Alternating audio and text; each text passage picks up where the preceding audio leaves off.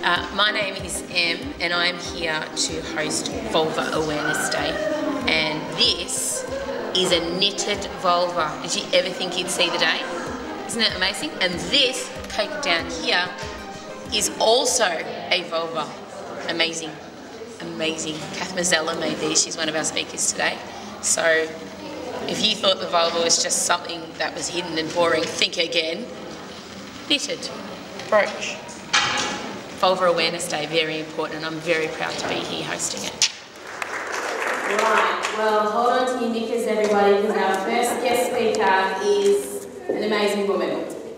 It is Mrs. Kath Mazzella, and she, I guess, you're the driving force and founding member behind Gynae, fair to say? I was, yes. A woman who knits vulvas, who takes scratches, and we want to say thank you for being here. We know it's important to you, and we want to hear about your journey, I know, with vulvar cancer and your commitment and participation in Gynae. So give it up for Kath.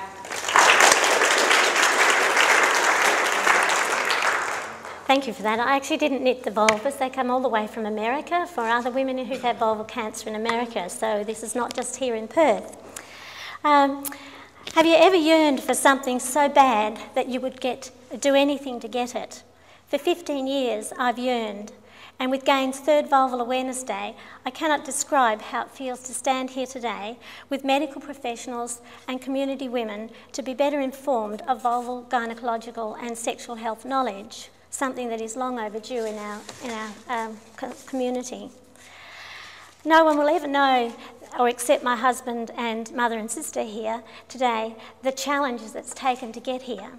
But no one ever knew that the more rejection and obstacles I was given, I always kept my eyes on the prize, and the prize is the celebration here today, to see the girls all working together and me just sort of sitting in the background watching.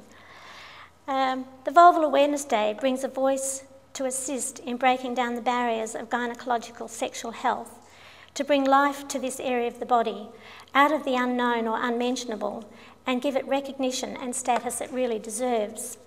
After all, the vulva is where all life begins, and yet I wish we could have this room full of women to learn more about the vulva and the empowerment behind the vulva.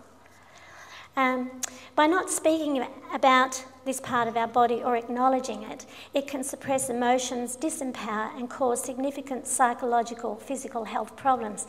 I've seen many women come to me as broken shells, and once they get the understanding and knowledge about this, they can move on with their lives. The day like today can highlight the stigmas and misconceptions and taboos, how we can all work together to break down the barriers and with the accurate knowledge of this part of our body. We need an open-mind approach with lessons to be learned and the work that is yet to be done. I'll just share a little bit about my story and why Gynae was established. In 1994, I had an abnormal pap smear and popped off to have my cervix lasered, and I remember going out and thinking, well, what was that all about? But I just got on like most women do when we don't question. But then in 1994, I had to have a radical vulvectomy, which tipped my life upside down and inside out. I had to find out who I was and how I fitted in society. But how can you fit in society that don't even acknowledge that the vulva exists and that it's called a vagina? I mean, I've even spoken at a sexual health conference in Sydney a couple of years ago, and the doctors were still calling it a vagina. And to me, it's like calling a penis a testicle. They're two different things. So why are we still out there? And I thought, well, what was this all about? It wasn't until after my surgery I discovered on my medical records that I had human papillomavirus and was explained that that is a sexually transmitted infection and it's very common. But when I went to the women's groups to say, well, if it's so common, how come women don't know about it? But I was told that women don't need to know about that and just to call it an abnormal pap smear because we don't want to frighten women. I thought, but I wish I had been frightened and explained better before I had my genitals removed. We all hear about the connection of cervical cancer, yet rarely women are informed that HPV is a connection to vulval cancer. And okay, they may not happen, vulval cancer may be very rare, but if you're the one that does get vulval cancer, it's sort of like a violation that we don't know the knowledge and understanding. So, like most women with gynecological cancers and conditions, we know very little about down there until something happens. So I set out to make a difference in the world. I soon found another woman who had the same radical operation as me, and we've become lifelong friends. And this is what we need to do, is connect women up with a similar condition so we can share with each other, because that's what women do. I found a brochure, most diagrams of the reproductive health doesn't have the vulva in it.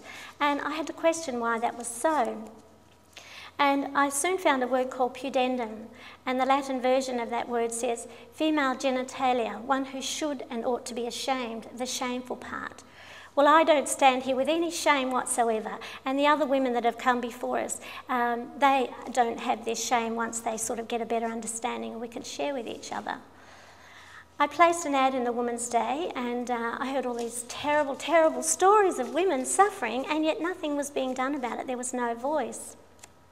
So I sneaked into the Sheraton Hotel when they had a sexual health conference, and I was blown away with the information that was there, and I looked out the window and I thought, but why don't people know this out in the community? So from that, I'm pleased that the New South Wales Cancer Council asked me to do a talk over there, and they've changed their brochure, and they now have a diagram of a vulva on the front cover. One small step for womankind. I was invited to America to the No One Alone Gynecological Conference, and I came back to Australia, and I thought, well, where to from here? So that's when I formed Gynae, and I have to say Ian Hammond was very supportive. I think he was wondering where we're going with it all in the beginning, but he's been very, very supportive over the years, and I just want to say thanks to the Gynae committee. I rang Amanda Vanstone's office and I said, well, what can I do about this? And she said, well, form a support group and have a National Gynecological Awareness Day. And I said, but how do I do that? She said, well, just declare it. So I did. So we now have we're actually working towards an International Gynecological Awareness Day. Just wanted to share a couple of obstacles that I've had to face so that we learn about this so we can move on. I was once told that Gynae was trying to demedicalise gynecology, and yet we had the support from wonderful gynecologists, and I couldn't understand why we were doing that. I was asked to call it reproductive health and not gynecological health. This is not about having babies, this is about women's issues. I was told to call it a vagina and not a vulva, but after 15 years I'm still campaigning to have the vulva on some brochures. I went to the Senate roundtable discussion through Gynae, and I said we were having a Vulval Awareness Day, and I was asked by a doctor in the car park if I would consider calling it a Female Genital Awareness Day.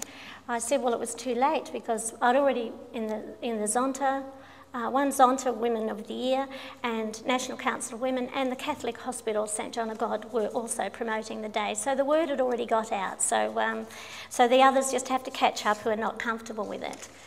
I'll just share about the progress of the International Gynecological Awareness Day. I was able to get the Royal College of Gynecology, we went to visit them, and from that Cornwall Hospital have celebrated the Gynae Awareness Day, and I've got letters of support. We have letters of support from Harvard Medical School, Boston Women's Health Collective, the International Gynae Cancer Society, and the Federation of University Women. That's only a few of them. So I'm just in Cornwall Hospital, they brought in the fire brigade, and somebody said, why would you do that? And I thought, well, why would you not? You know, and so the firemen came in, they picked up the doctor, carried them out to the fire engine, and they all celebrated around the day. And that's what I want to see for every hospital in the world, to do exactly the same, because after all, gynecological health affects millions and millions and millions of women in the world, not to mention the husbands and the partners and the families. So why not give it a voice? So I just want to pat Gynae on the back for moving on, and thanks very much for this day. And viva la vulva. Thank you. Let's stay here. What was the last thing you said? We missed it. Viva la vulva. Good woman. Good woman. Thank you, Kath.